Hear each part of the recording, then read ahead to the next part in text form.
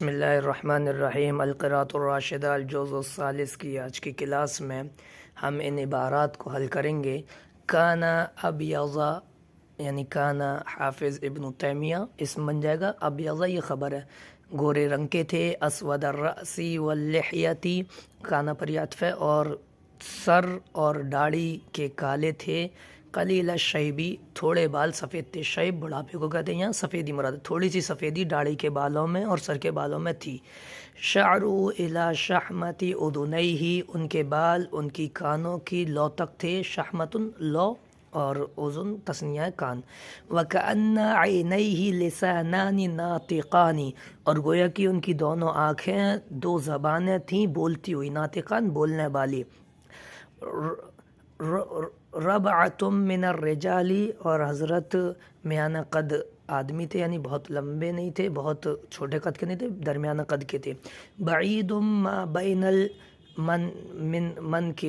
المنکبین اور ان کے دونوں شانوں کے درمیان، دونوں کندھوں کے درمیان دوری تھی، یعنی چوڑے سینے والے تھے، منکب کندھا۔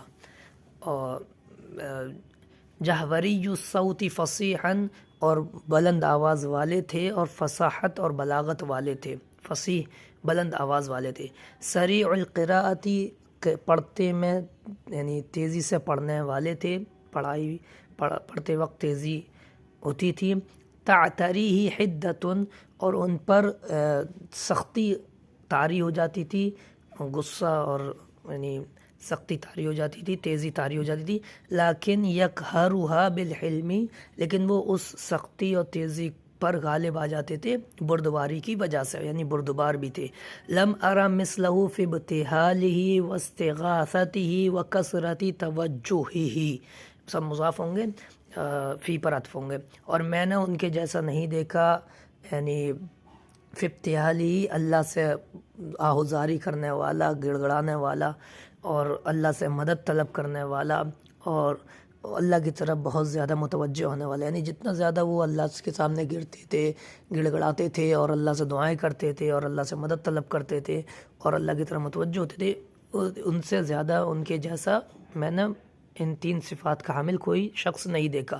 وَأَنَا لَا أَعْتَقِدُ فِيهِ عِصْمَةً اور میں اس بات کا ان کے بارے میں اعتقاد اور عقیدہ نہیں رکھتا کہ وہ معصوم تھے، ان سے کوئی غلطی نہیں ہوئی۔ وَكَانَ بَشَرًا مِّنَ الْبَشَرِ وہ انسانوں میں ایک انسان تھے۔ تَعْتَرِيهِ حِدَّةٌ فِي الْبَحْثِ اور ان پر تیزی طاری ہو جاتی تھی بحث اور مباحثے کے درمیان۔ وَغَضَبٌ اور غصہ غضب ناک ہو جاتے تھے۔ وَكُلُّ أَحَدٍ يُؤْخَذُ مِّن قَوْلِهِ وَيَتْرُكُ اور ہر ایک ان کے قول میں سے ہر بات لی بھی جا سکتی ہے، وہ یترکو چھوڑی بھی جا سکتی ہے، لی بھی جاتی تھی ان کی باتیں اور چھوڑی بھی جاتی تھیں۔ وَكَانَ مُحَافِظًا عَلَى الصَّلَاةِ اور وہ نماز کے پابند تھے، وَالصَّوْمِ اور روزے کے پابند تھے، مُعَظِّمًا لِلشَّرَائِعِ ظَاهِرًا وَبَاطِنًا اور شریعت کے احکامات کی تعظیم کرنے والے، پاس و لحاظ کرنے والے تھے، ظاہری طور پر بھی اور باطنی طور پر بھی۔ لَا يُؤْتِي مِن سوء فہم اور وہ کوئی بھی چیز یعنی سوء فہم کی بنا پر، غلط سمجھنے کی بنا پر نہیں کہتے تھے، لاتے تھے۔ فَإِنَّ لَهُ الذَّكَاءَ الْمُفْرِطَ اس لیے کہ وہ بہت زیادہ ذہین تھے، مفرط بہت زیادہ۔